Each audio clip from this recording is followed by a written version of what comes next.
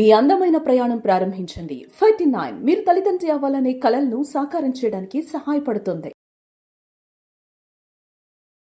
Hello everyone, మీకు PCOD ఉందా?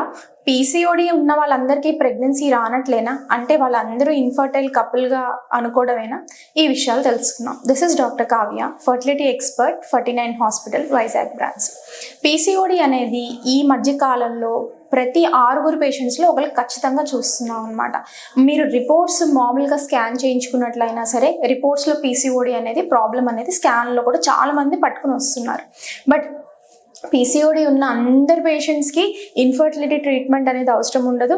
PCOD అందరికీ ఏమి ప్రెగ్నెన్సీ రాకుండా ఉండే అవకాశం అనేది ఉండదు అనమాట. జనరల్గా ఇర్రెగ్యులర్ పీరియడ్స్ అనేవి సర్వసాధారణంగా మెచ్యూరిటీ అయిన తర్వాత చాలామంది పిల్లలకి ఇనిషియల్గా ఉంటుంది, అంటే అరౌండ్ 18 years 19 years వచ్చేదాకా ఉంటుందన్నమాట. ఆ తర్వాత మన బాడీలో హార్మోన్స్ ఏవైతే ఉన్నాయో బ్యాలెన్స్ అవడం ద్వారా రెగ్యులర్ సైకిల్స్ అనేవి అచీవ్ అవుతారు. ఇది మామూలుగా లేడీస్లో చూసే విషయం. కానీ కొంతమంది లేడీస్లో పీసీఓడి అంటే హార్మోనల్ ఇంబ్యాలెన్స్ అనేది ఎక్కువ ఉండడం మూలంగా, లేదు ఇన్సులిన్ సెన్సిటివిటీ అంటారు, అది తక్కువ ఉండటం మూలంగా, ఈ మన బాడీలో చేంజెస్ ఉండటం మూలంగా పీరియడ్ ఇర్రెగ్యులారిటీ అనేది స్టార్ట్ అవుతుంది.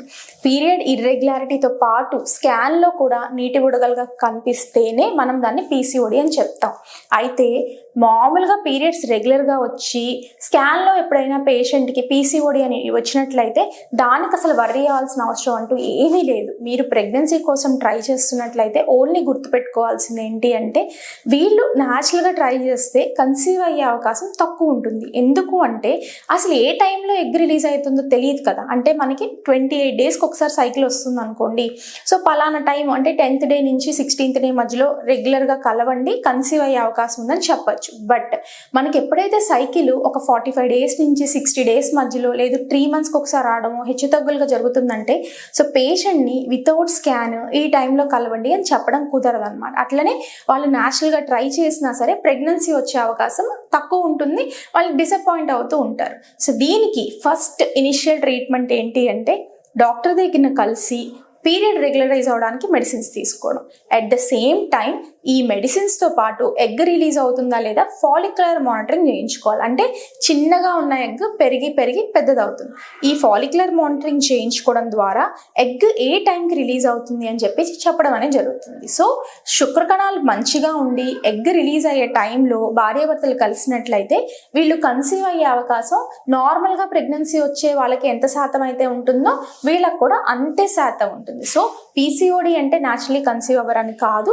So but multiple times try చేసి కన్సీవ్ అవ్వలేదు అంటే మాత్రము advance treatments like IUI, IVF అనేది కొంతమంది పేషెంట్స్లో అవసరం పడుతుంది అనమాట. కమింగ్ టు లాప్రోస్కోపీ, మేడం అందరికీ లాప్రోస్కోపీ చేస్తారా? లాప్రోస్కోపీ అనేది చాలా తక్కువ మోతాదు పేషెంట్కి మాత్రమే రిక్వైర్మెంట్ పడుతుంది.